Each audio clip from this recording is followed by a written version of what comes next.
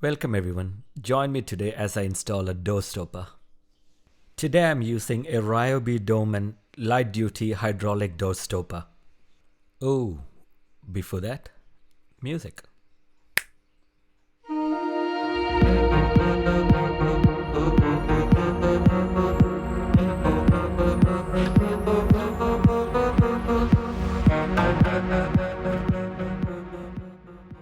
We're gonna need a 10mm metric spanner, a drill with a 3mm drill bit, a Phillips head screwdriver, a flat head screwdriver, some clear tape and a pair of scissors.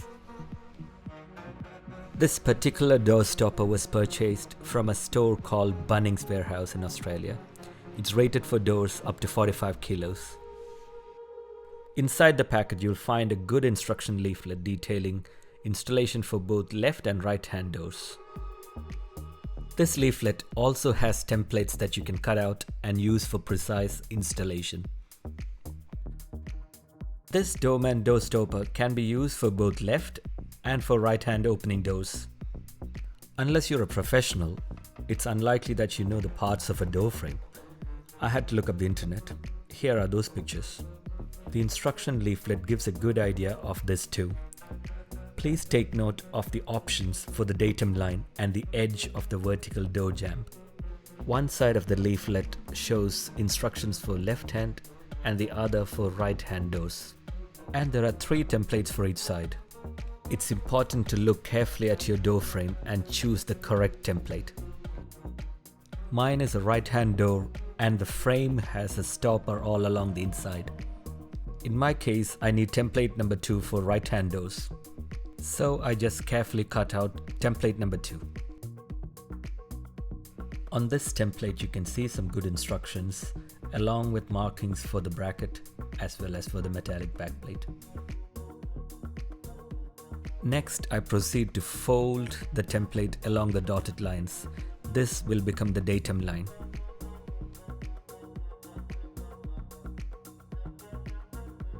As we discussed before, my door is a right hand door. When you purchase this product, it comes packaged for left hand doors by default. Therefore, I just remove the lever arm from the hydraulic unit and turn it around by 180 degrees. After this, I secured the arm to the top of the hydraulic unit with the provided screw. And this is how the parallel arm right hand door configuration will look. Next, I remove the plastic cover over the hydraulic unit and set it aside. Make sure the arrow faces this way. And this little screw here is used to adjust the hydraulic tension after installation. Since my door has a hardwood stopper all along the inside, I use template number 2. Now stick part A of the chosen template to the fully closed door. The datum line should match the dotted folded line of the template, and the side of the template should match the vertical edge of the door frame, like this.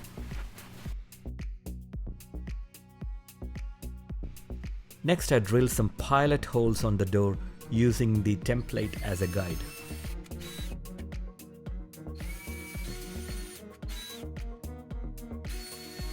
After this, I gently peel the template and set it aside for later. Next, I fix the metallic backplate to the door using the screws provided. Correct orientation is marked on the backplate.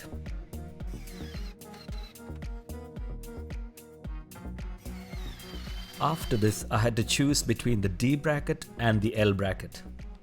It's simple. If you have a vertical surface to install, use the L bracket. Or like me, if you have a good horizontal surface, use the D bracket. As instructed on the leaflet, I now stick the template to the bottom of my top jamb or to the door liner head. Once again, please ensure you have chosen the right template for the type of door you have before drilling some pilot holes and fixing the right kind of bracket to your door frame. Sadly, I noticed that the screws provided were not really good.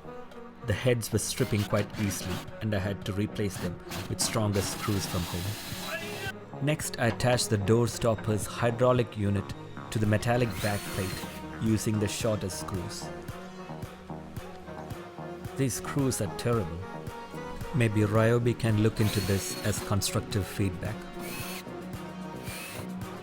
If things are properly aligned, it should be easy to connect the lever arm to the bracket.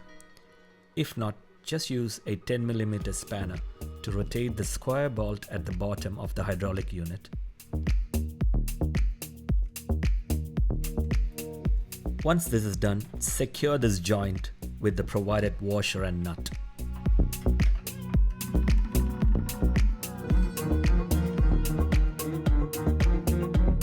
It's now time to test and adjust the door stopper. When pushed far enough, the door should now hold in place. In this case, the whole function is working good, but the tension does not seem to be enough.